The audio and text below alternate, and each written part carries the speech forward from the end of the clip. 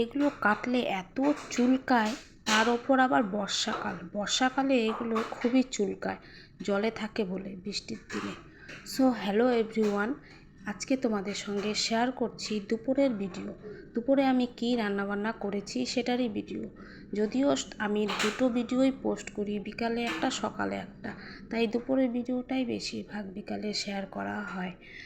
আর যেদিন আমি ভিডিও করতে পারি না সেদিন আমি অন্য ভিডিও পোস্ট করি। যেদিন সময় পাই ভিডিও করে করে কাজ করি, সেদিন আমি ভিডিও শেয়ার করি। তো কচুর ডাকের শাক করেছি ছোলা দিয়ে। কচুর ডাক কেটে দেখো হাতের কি অবস্থা, মনে হয় মেহেন্দি পড়েছি। ছোলা দিয়ে কচুর ডাক রান্না করেছি, মানে কচুর যে কাণ্ড সেটাই।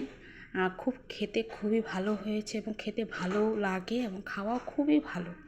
এবং সাথে করেছি উস্তে ভাজা, মানে যেটাকে বলে তিতা করলা, সেটা ভাজা করেছি আমার আর আমার বরের জন্য, এবং আমার দোকানের স্টাফ খাবে তার জন্য।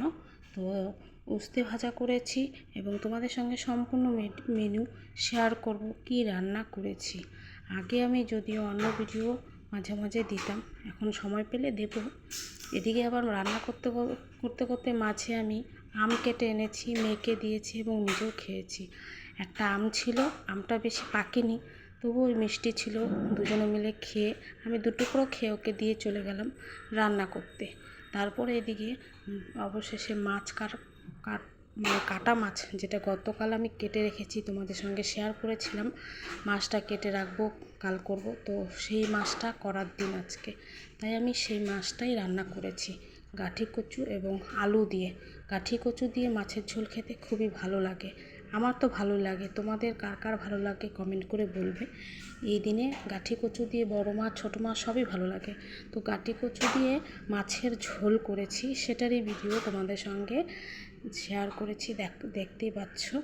সেটারই একটা ঝোল। আমি সম্পূর্ণ কীভাবে রান্না করেছি সেটা তো বড় কথা না, আমি সেটা সেভাবে ভিডিও করি না, জাস্ট অল্প অল্প তুলে ধরি।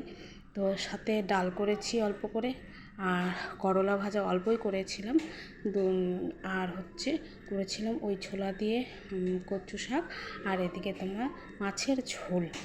সম্পূর্ণ রান্নাবান্নাগুলোই তোমাদের সঙ্গে শেয়ার করলাম। আমার রান্নাবান্নাগুলো আজকে তোমাদের কেমন লাগলো কমেন্ট করে অবশ্যই বলবে। আর এদিকে দেখো রান্না করে মেয়েকে খেতে দিয়েছি, ও 2 হাত দিয়ে মাছের কাটা বেছে খাচ্ছিল। বড় মাছের মাথাটা ওকে দিয়েছি, ও খাবে, তো খুব খুশি হয় মাছের মাথা খেতে, তাই ওকে মাছের মাথাটা দিয়েছি। আর এদিকে আমি খেতে বসে পড়েছি, ওকে অন্য ঘরে দিয়েছি, টিভি দেখতে দেখতে খেয়েছে, আর আমি এদিকে ভিডিও করতে করতে নিজের খাওয়াটা খেতে বসেছি।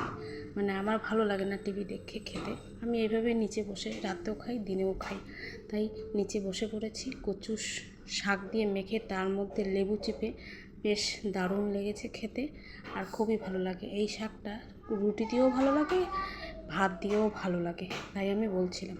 দেখো অবশেষে রান্নাঘর গুছিয়ে পরিষ্কার করে নিচ্ছি। টাটা।